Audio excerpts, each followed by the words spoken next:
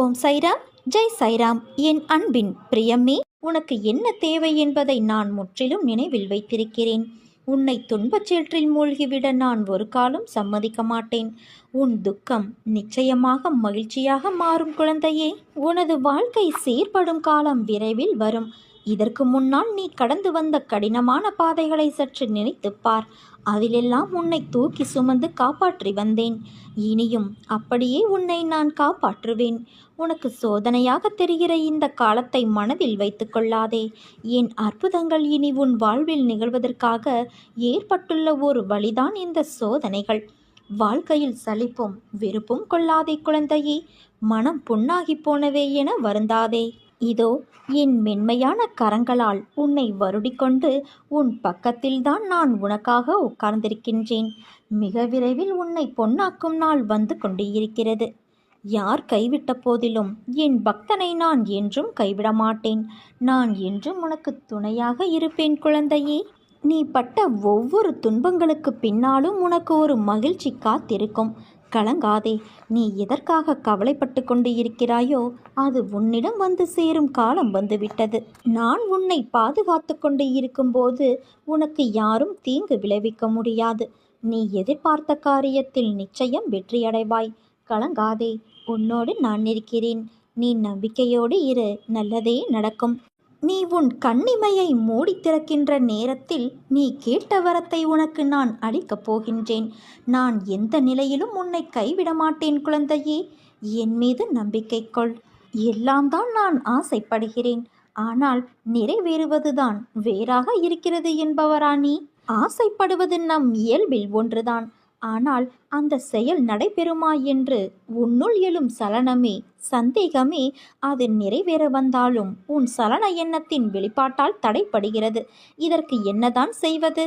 முதலில் ஆசையில் தீர்க்கம் இருக்க வேண்டும். அந்த தீர்க்கத்தில் அதைவிட சிறந்தது என்ற வேறு சலனமின்றி இருக்க வேண்டும். எப்போது ஒரு எண்ணத்தில் தீர்க்கம் இருக்கிறதோ அந்த எண்ணம் சர்வ நிச்சயமாக உன் எண்ணத்தை புரிந்துணர்ந்த இறையாற்றல் வழியே ஈடேறும்.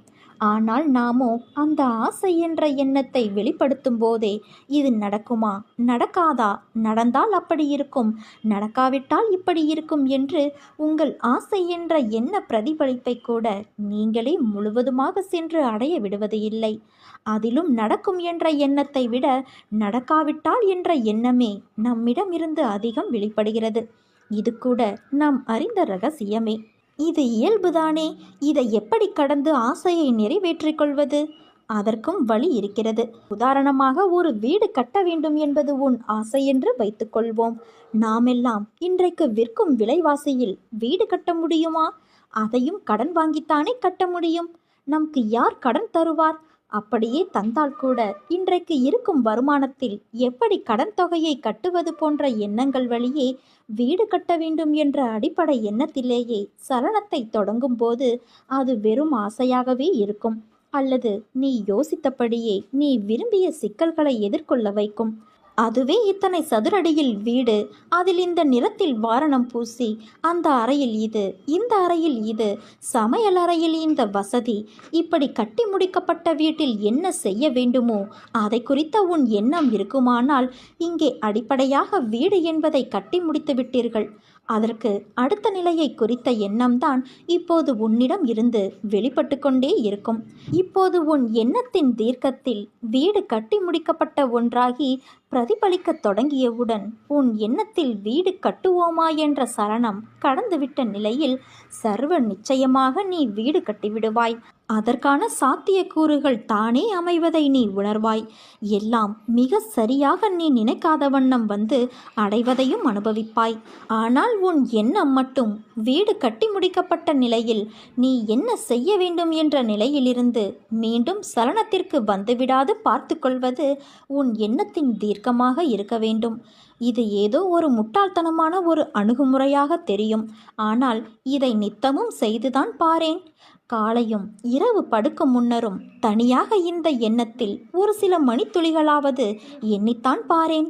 இது ஏதோ வீடு என்று மட்டும் இல்லை. உன் ஆசை எதுவானாலும் அதை கடந்த நிலையில் இறையாற்றலை முன்னிறுத்தி நீ உன்னுள் பொருந்தி ஓர் தவமாய் இந்த எண்ணம் வெளிப்படட்டும். சர்வ நிச்சயமாக அது நிறைவேறும் என்பது மட்டும் உறுதி. எண்ணியதை எண்ணியவாறே அருளிக்கொண்டே இருக்கும் இறைவன் என்றும் உன்னோடு இருக்க எண்ணத்தில் தெளிவு இருந்தால் போதும். அனைத்தும் அனைத்துமானவனால் சாத்தியமாகும். உனக்கு தராத வேறு யாருக்கு தரப்போகிறேன்? என்னையே உனக்கு நான் கொடுத்து விட்டேன். பிறகு உனக்கு வீணான கவலை எதற்கு? என்னிடம் இருந்து உனக்கு ஒரு ஆச்சரியமான பரிசு கிடைக்கும். வரவிருக்கும் வாழ்க்கை மகிழ்ச்சி ஆச்சரியங்களோடு நிறைந்ததாக இருக்கும். என் வார்த்தை மீது நம்பிக்கை வை. உன் வாழ்வில் பலமும் நலமும் பெற்று நிரந்தரமான நிம்மதியடைவாய்.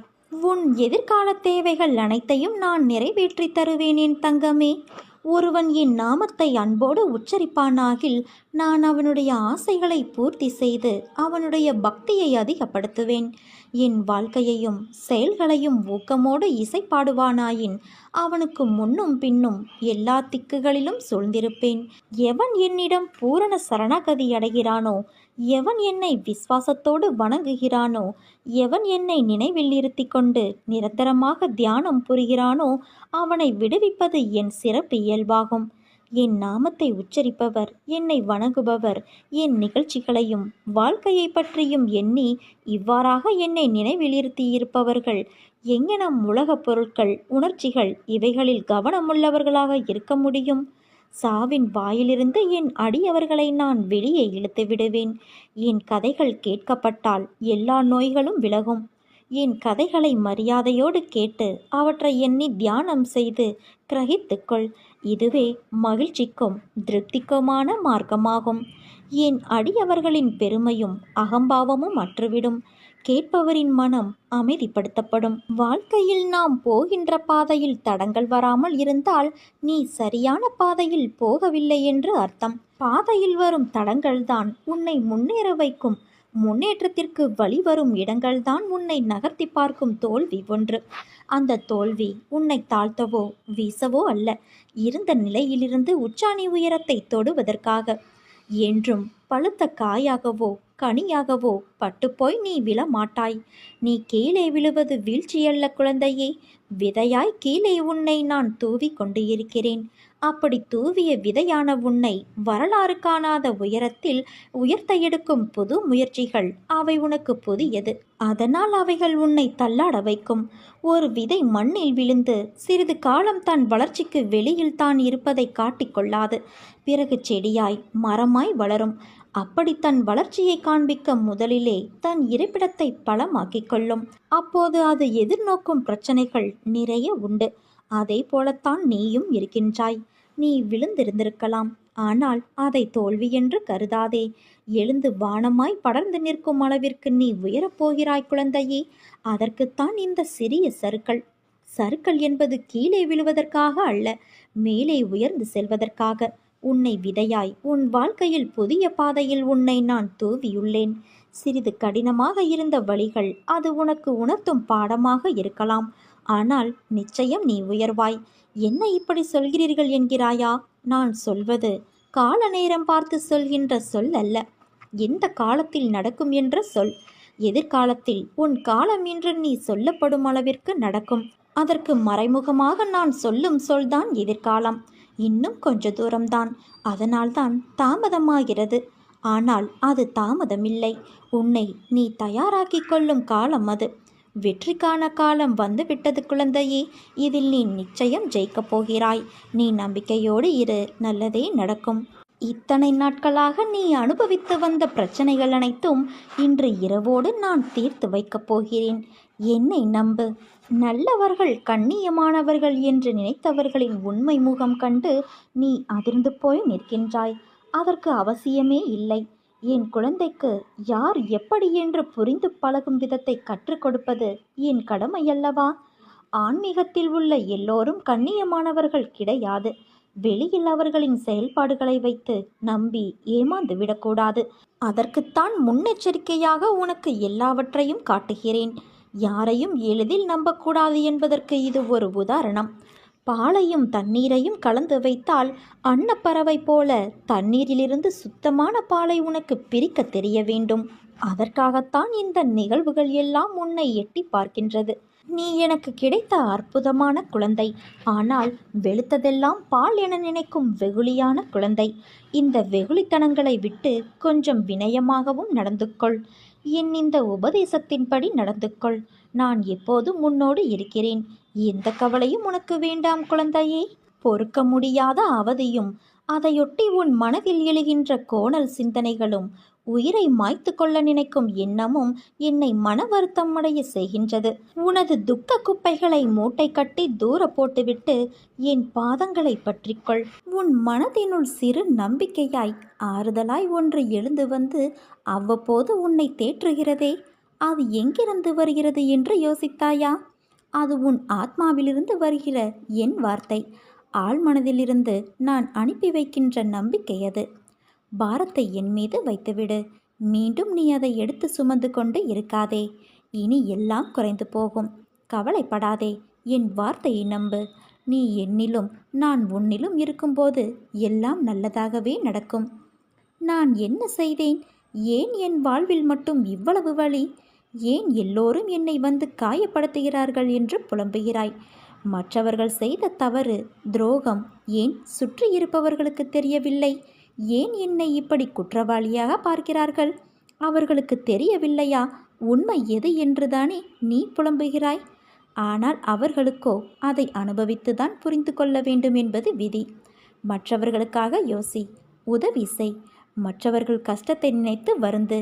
மற்றவர் வழிக்காக பிரார்த்தனை செய். ஆனால் உன் வாழ்க்கை என்னும் மூச்சை உனக்காக சுவாசி. அதில் ஒருவர் மட்டுமே உயிர் வாழ முடியும். அந்த மூச்சை நீ மட்டும்தான் சுவாசிக்க முடியும். நான் சொல்வதை உன்னால் புரிந்து கொள்ள முடிகிறதா? நீ வைரம். உன்னை ஒரு வடிவம் கொண்டுவதற்காக நான் செதுக்குகிறேன். உனக்கு துணையாக நான் உன் சாய் தேவா வாழ்வேன். அன்பு குழந்தையே, வாழ்க்கையில் எல்லோரும் எல்லா விஷயத்திலும் தடங்கள், தடைகள், நிர்பந்தம் என்ற ஏதோ ஒன்று வரத்தான் செய்யும். அதை தாண்டி வருவதுதான் உன் மன தைரியம். தைரியமாக நம்பிக்கையோடு செயல்படு. இந்த வயதில் உழைக்காமல் வேறு எந்த வயதில் உழைக்கப் போகிறாய்? சோர்வு, தோல்வி இவை அனைத்தையும் தூக்கி எறி. அதனால் வார்த்தையை பேசும்போது ஒவ்வொரு வார்த்தையையும் யோசித்து பேசு. உன்னை கோபப்படுத்தும் சூழ்நிலை வந்தாலும் அமைதியாக இரு. கோபத்தில் பொறுமையையும் நிதானத்தையும் இழக்காதே என் தங்கமே.